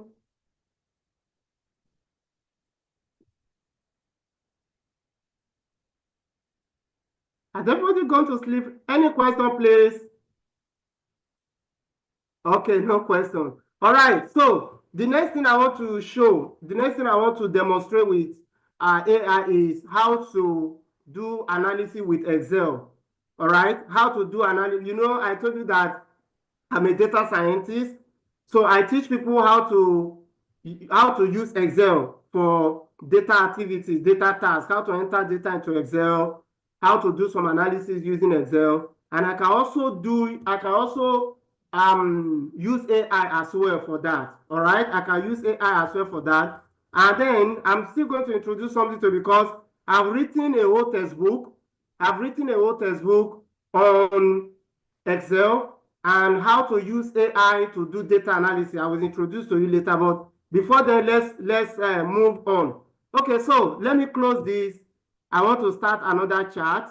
So I'll just click on this start new chart. Start new chart. So what I want to do is that now if you look at this ChatGPT interface, look at it here. You can use it to search on the web. You can use it to search on the web. That if I click on this one now, okay, anything I type here now is going to the web to search it for me. Okay, that's that. Then, but what I want to do now is that I want to use it to, import data, because I want to give it a very small data set in Excel. And I will ask ChatGPT some questions based on the data, and also tell him to give me step-by-step process how to answer those questions. And finally, before I do that, I also want to tell you that ChatGPT it also has voice activation. Look at this thing here. This is voice mode. If I click on this thing now, I don't need to be typing again. I will just talk to it. It will respond like a human being, okay? But it's still all that. So let me. Hello, sir. Hello, sir. Okay, go ahead, please. Yes, sir. I have a question I want to ask on. Sometimes when I'm trying to do documentations with PT, I have situations where I would probably want to include pictures and then the number of pages. I find out that it just gives me these documentations in a short form. Sometimes I need it very detailed. Okay. But to give me more like the title page and just a few pages. So I feel sometimes it is limited. Unless I start picking from the title page, pasting it back into for it to expand before I get my whole document. But sometimes I prefer it to give me that 60-page document. Okay. Okay, let me explain that to you. You see, then pictures. Pictures too. Okay. Sometimes I want you to attach pictures to it, but it doesn't do that. Okay. Let me explain. The first thing you need to understand is that this is not human being, it is AI. So there is a way you should use it. You cannot just, for example, now I cannot just come here without clicking the voice mode button and start talking. It will not listen. It's not even hearing me. Okay, so you have to use it based on the way it has been specified to be used. Now, if you want to create content, now let me explain something to you again. There's something we call token. I don't want to go into two because there are so many technical terms, so I've tried to not go into technical details. Do you understand? But if I have to be talking to people in my space now, so, but let me just explain. That token means that the amount of information the AI can give you per time. Do you understand? The amount of information it can give you per time. So, like you said, there are limited tokens for this free version of AI we are using. We are using ChatGPT, and this is free version you are looking at. I'm not paying for this. Okay, this is free version, so it has a limited token. So if you now register with OpenAI and you are now on subscription, you will get more advanced ChatGPT, more advanced than this one we are using, that can give you extensive content. That is one thing. The next thing you can do if you still don't want to pay is that when this one gives you, let's say you have an idea now of a research you want to do, or you have even done the research, okay, and you have written the report like a sketch, you can give it the report that, okay, break down this report into chapters and sections. So once you break them into chapter and section, what you do is that you now prompt it again to say, expand chapter 1, okay? Expand more chapter 1. Then you can now specify how many words you want it to write it in. Specify how many words. You know, when we were talking about photosynthesis the other time, I did not specify how many words it should use. So it has limited itself to just that, just what it had, okay, or just what it could generate. But I could have said, let the lesson note be 2,000 words, and you will see it will vomit out everything, all the 2,000 words. So take home from what I've said now is that number one, you can use the paid version, or if you don't want to use the paid version, when you give it your outline, you can specify how many words you need. Do you understand? How many words you need? So it will be able to generate, that number of words for you. I think, do you understand, sir? Yes, sir. Okay, that is one. The second question I also have is, I have tried Perplexity, the deep version, the research version, and I realized that it is really deep. They did not call it just deep for nothing. It gives you very detailed information. That is one. Yeah. And then Gamma, I also tried Gamma because I also do a lot of PowerPoint documentation. But with Gamma, there's a limit to the amounts you can use it before you now have to purchase it. Now, I'm trying to see if I can get an AI aggregator where I can use these two tools such that I will be able to use them per usage rather than subscribing for each of them per month, because I use the both of them. Okay, Is there so what you do? What you do is that for yes, I know Gamma. Gamma is very good for PowerPoint. Yeah, I know Gamma is good for that. But like you said, it's also limited. Except all these people creating all these AI tools, they are creating them as a business. So they will the free version so that you have a foretaste. Then if you like it, then you cannot pay for the other version that is more advanced and can do everything that you want to do. So what you need is an automation tool to aggregate everything. So what I can suggest is you can Google Zapier, because when you look at Zapier, there are, I think, over 3,000 apps that you can link together on Zapier. Yeah, but it does not give you Gamma and Perplexity together. Oh, that means they've not brought them together on the app. So the next thing on that one is you can create the next on that one is that you cannot create your own automation process to do that.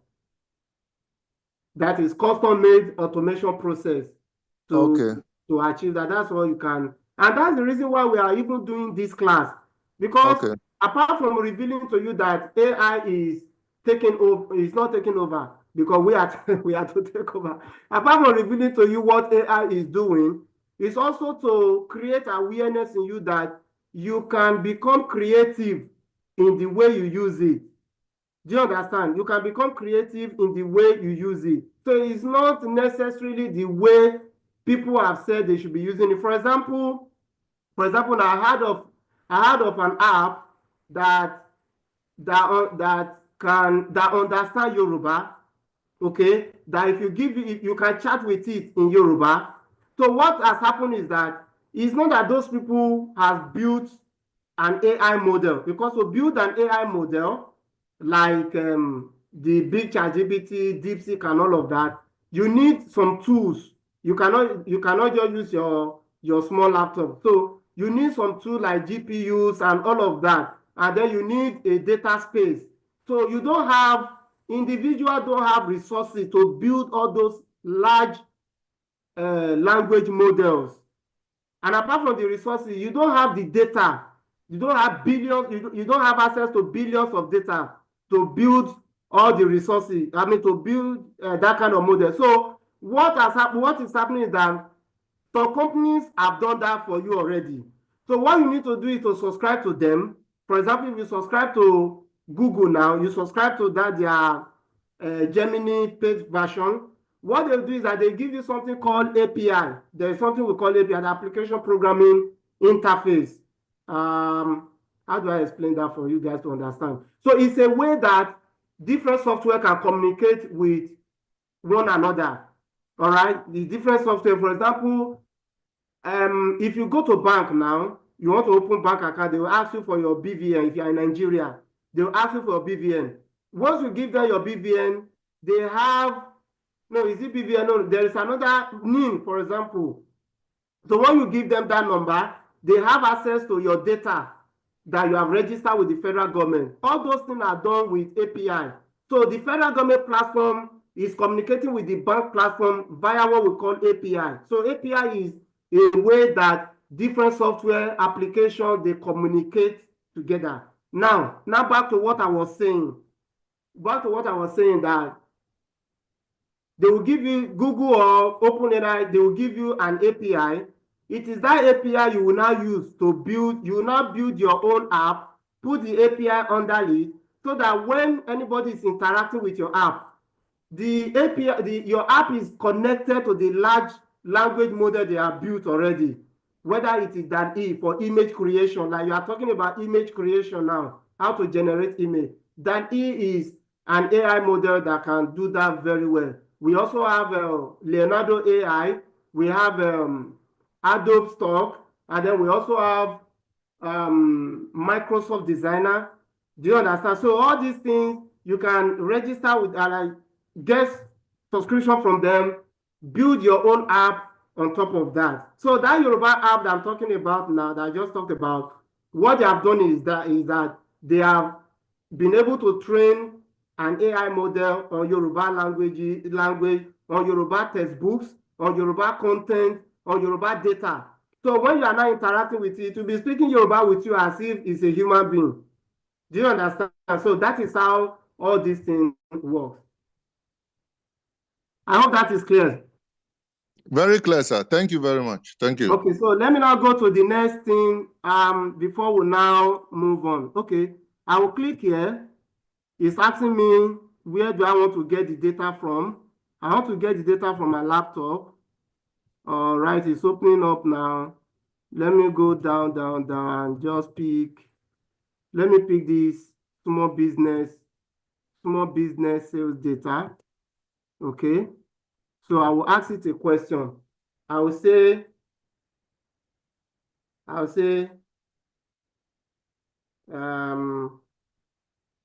please give me an insight. I want to ask you to give me an insight into this data set. Okay. I'm just saying that give me an insight into that. I want to understand what is in the data set. So let me just click OK and see what it will do. Give me an insight. So it says, I will analyze your data set and provide insight. Let me first inspect the structure of the file to understand its content. Okay, now it's going on. It's telling me what is inside that data. Your file contains one sheet named sheet 1. I'll now check the first few rows to understand the structure. So let's just give it some seconds to do that. So it's explaining to me what is inside the data. Now look at this now. It says your data set contains the following column, this, and that. Now, would you like specific insights such as top performing products and blah, blah, blah. So it's telling me what I have in the, because I didn't give you detailed instruction. Okay, so I just give me an insight. It's giving me an insight of what I have in the data. It's not asking me further that do I want to get this insight. So let me just copy this. Or let me just say, go ahead, please. Go ahead. So this is what I meant by ask a question at a time. Go ahead, please. Hello, sir. Go ahead. Hello, sir. As a data analyst, you said you're a data analyst, right? Yeah. Data scientist, machine learning. Okay, sir. Does this sort of put some fear into you of your work? Because people can now upload their Excel documents and have it analyzed without calling a data analyst. Okay. Does it put some fear into you? Okay, you know, I'm not afraid. You know why I'm not afraid? Because I have a base knowledge of data, statistical analysis, and so many things. So if you are not in that space of data analysis, for example, if I say p-value, what does it mean if I say p-value? Or if I say find the, what's that thing again? Student t-square, okay? Find the difference between the mean. If I begin to mention those terms, you don't understand those terms. So even if you use ChatGPT to do you can never, no, don't let me say you can never. You will not be able to do it up to the person that is in that space, because there are some basic technicalities there are some basic technicalities that you need to have. You know, I keep saying it that before you use AI for anything, have a base knowledge of that thing first. Have a base knowledge of that thing first. And that's how using AI in that aspect will be productive and beneficial for you. So if somebody just say, oh, this guy, I don't need to employ him. I can use ChatGPT to do my analysis and all that. Okay, look at this thing now. Let me just give you an example. So it's giving me insight. It says, I'll generate insight based on what is in data. It says, sales by products. Look at it. I generated a graph, sales by product, total sales by region, sales trend over the month, total sales, top sales person by revenue, and so on and so forth. So it has given me all these insights. Do you understand? All these insights. So if you are not a data analyst and you just copy all these things and put them in your own report, I bet you when you get to that point, you present that report, there are some questions that somebody like me will ask you that will throw you off balance. Because I will ask you a question, how did you get, for example, let me go back here. I say, how did you get this? Do you understand? What metrics did you use to get this chart you are looking at? Okay, how did you determine that this is the best? These are the top selling products. Do you understand? So what metric did you use? What are the things you consider? So the thing is that, like you said, I'm not scared about AI because apart from understanding the basics of data analytics, and I've used it several times, I'm also learning AI to do the work. Do you understand? So you can't compare somebody like me with somebody who does not have a basic understanding of data. Because when you talk about data, it's not just about adding 1 plus 2 together. There are some statistical analysis you have to do, talk about data cleaning, data preprocessing, building a data model to predict an outcome. You know, you need to understand all those things before you can now start using ChatGPT or any other AI out there to start doing all of these things. Okay, so do you understand my question, sir? Yes, sir. Last one, sir. Is there any AI tool that you can use to just translate handwritten document to an Excel sheet or a Word document where you will scan and then it will just convert it? Is there any tool like that instead of you typing it?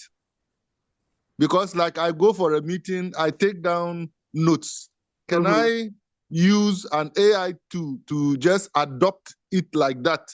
Okay, what you can do is that, let me show you what you can do. Let's say you have gone for a meeting, you have taken down your notes. What you can do, first of all, let your writings, if you are writing with hands, let it be clear, okay? The next thing is that snap that document or scan it, upload it to ChatGPT as I've done with that data, and ask it to extract all the data, all the information there. Do you understand? Yes, I do. Just ask it to extract. You can even ask it to summarize. You can ask it to do summary of everything. Maybe you have the document in PDF, or maybe you have a book, an ebook, and it's like maybe 1,000 pages. You cannot read everything at it. You can just upload it to your AI stuff and ask it to give a brief summary stating the main points, and it will just generate everything for you. Okay, now let me do the next thing. The next prompt I want to give now is that I will say, give me Excel formula to give me Excel formula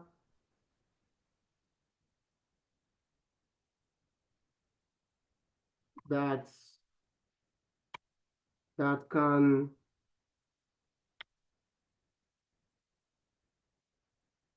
give me Excel formula to generate all the figures. No, all this what's it called? To generate all the figures from the insights. Go. So let's wait. Now he's creating the data structure. He's recreating the data for me. He's now giving me Excel formulas or formulae to do all those things. So see the first one, say total sales by product. Total sales by product. So see, he said I should use sum if this to get that. Then it says alternatively, I can use a pivot table to achieve that as well. All right. And for sales region and so on and so forth. So guys, I've just demonstrated 2 examples for you how you can use AI for productivity. All right, how you can use AI. Now let me stop sharing this screen now and go to the last thing before we call it a day. Go to the last thing before we call it a day. The last thing.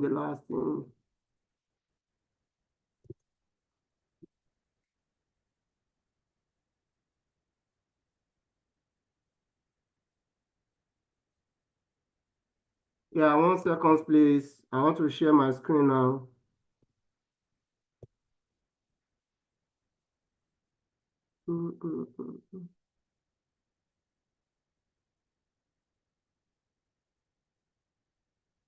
All right, coming up.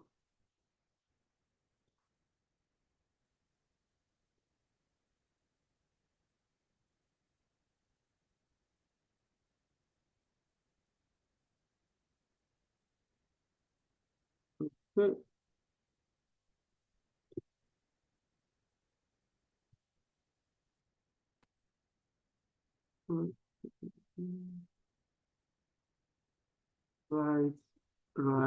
Right. Okay. Now, here we go.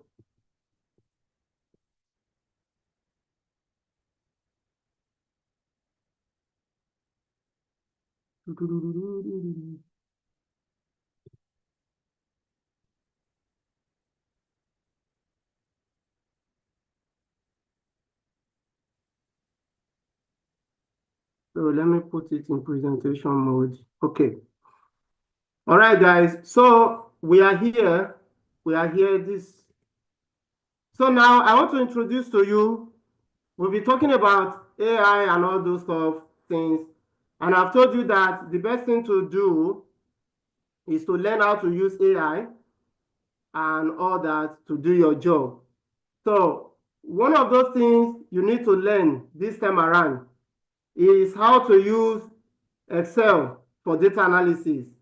The reason why I said that is because data analysis is the oil and gas of this time, because everything is data. Everything we are doing is data. When you make a phone call, you are generating data. Everything you are doing on the internet, you are using your phone, or even you are not browsing, any app you are using, you are generating tons of data. For example, there is this company called Netflix that shares movie. I had in a report that for every 30 seconds you spend on Netflix, there are between 16 and maybe 160 data points that they collect from you, but you don't know. And some of those data points is the site you came from to Netflix, what you are doing on Netflix, the film you are watching, how long did you watch it, what button did you click, and all of that. Do you understand? So everything these days is about data. And the people that understand data and all of that, they will not soon run out of business, because data is everything these days. The oil and gas, just like oil and gas used to be in time past, that is how data is now. And one of the basic tools you can use for data analysis is Excel.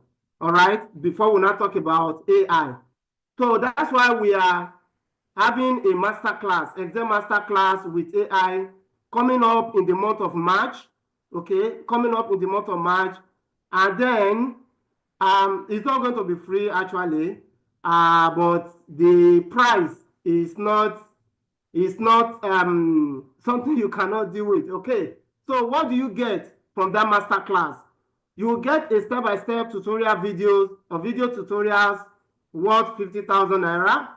You're going to get a textbook. Now, when I say step-by-step video, the video is going to show you step-by-step how Excel functions, what you need to know to learn Excel, and how you can apply Excel to do lots of analysis, data entry, and all sorts of things that you want to do with Excel.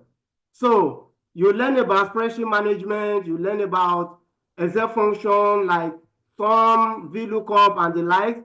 You learn about pivot table, how to create it, how to create dashboard. You learn about Power Query, Power Pivot, pivot charts, and so many things there. So many Excel skills you are going to learn in the video. Then you are also going to get an Excel and AI textbook.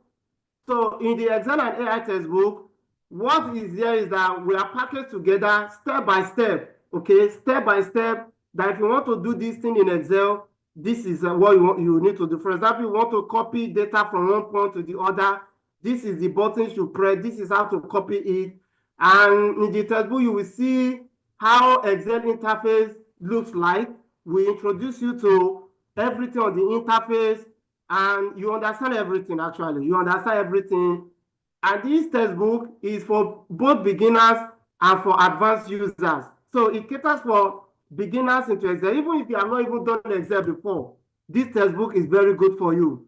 Or if you have been doing Excel and you want to broaden your knowledge, okay, this textbook is for you. And also, the textbook also contains how to use AI to do Excel. Like what we just did now is like we are just scratching the surface of what is inside the textbook. So I just scratch a bit of surface for you to have a glimpse into what is inside the textbook. Okay, so the textbook is very rich. Okay, very rich and detailed, that even somebody who has not done AI before, you have not heard about AI, you pick it up, you are able to get to speed with it. Then you are going to get a free Excel cheat sheet. So what that means is that Excel formulas and functions, so they have been put in a structure where you can, if you don't need to memorize them, okay? You don't need to memorize the function, memorize the formula. If you want to use anyone, just go to the cheat sheet, you get it there. Then there's going to be a certificate at the end of the program.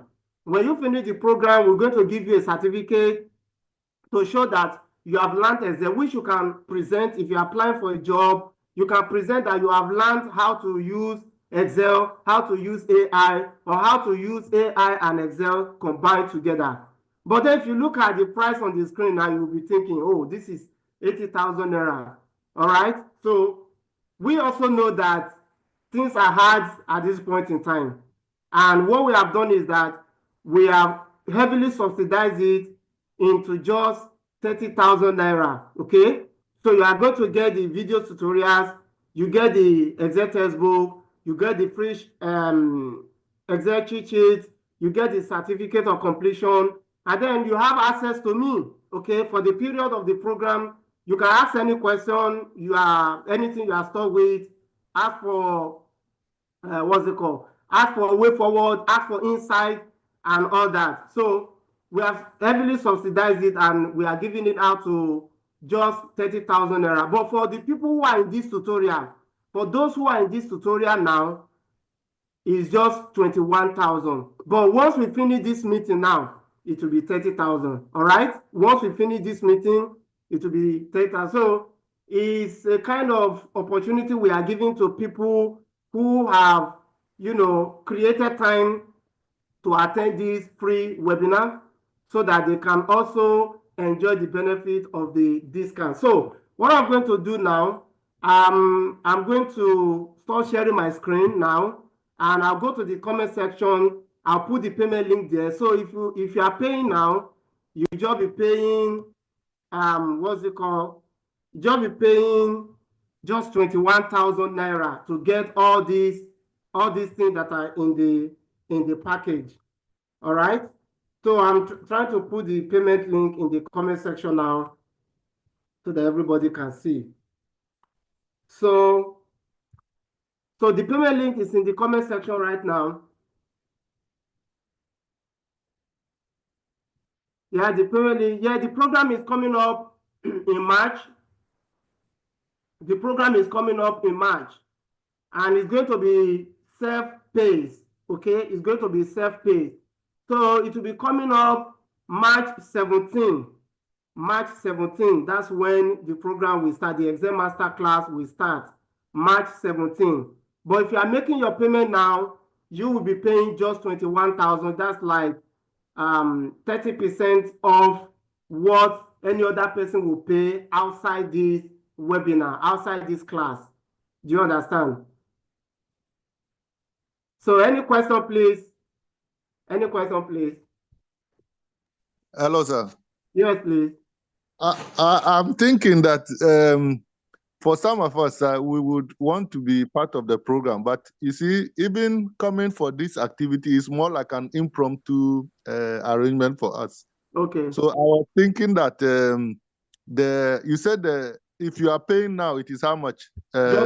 Just 20. Where are you? Are you in Nigeria or in Ghana? No, I'm in Ghana. I'm in Ghana. Okay, you're in Ghana. Okay. Yes, so the currency is in Naira. Yeah, in cities will be around 200 and something. Yeah, 200 Ghana cedi or something, which is okay.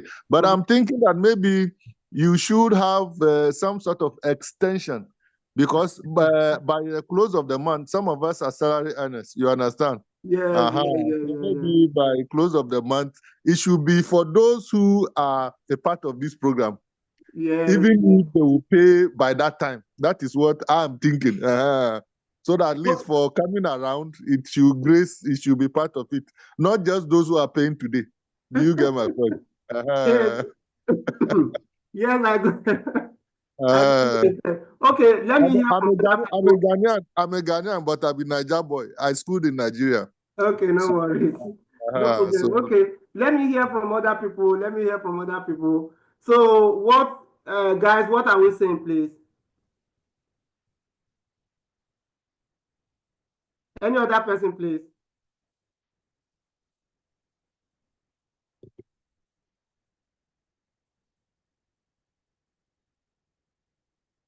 Any other person, please? Okay. So what I'll do, Mr. Albert. Yeah, yes. So what I'll do, I will answer your request. Okay? I will answer your request. So what you do for me is that just you can copy the payment link, or what I'll do, I'll put the payment link in the Telegram chat. Okay, I'll put the payment link in the Telegram chat. So people who attended this webinar, they can pay. Okay, let me see my calendar, because I also need to give you a space of time. Okay. All right. So anybody who is paying between now and last day of February. Okay, anybody who is paying between now and last day of February, we still find this at 21,000. Okay, but from 1st of March, it will go back to 30,000 Naira. So, Mr. Albert, I've answered your request. Okay, thank you very much. So what I'll do is that after this meeting, I'm going to paste the payment link into the group chat. So let conversation continue on the group chat. I'll keep checking on the group chat so that you see the information. Then before we go, I also want to encourage you to follow the platform. We are on Facebook, Rolif Tech Academy. We are on Facebook, we are on Instagram, and we are on YouTube as well. For example, this presentation we are doing now is being aired live on YouTube. So if you go to our YouTube channel, you will find this presentation we are concluding now. It will be on YouTube. Okay, so the name of the academy has been posted on the chat. So Rolling Tech Academy. So follow up on Facebook, on Instagram, on YouTube, and on TikTok. Yeah, we are also on TikTok as well. All right, we are also on TikTok as well. So thank you very much, everybody, for coming.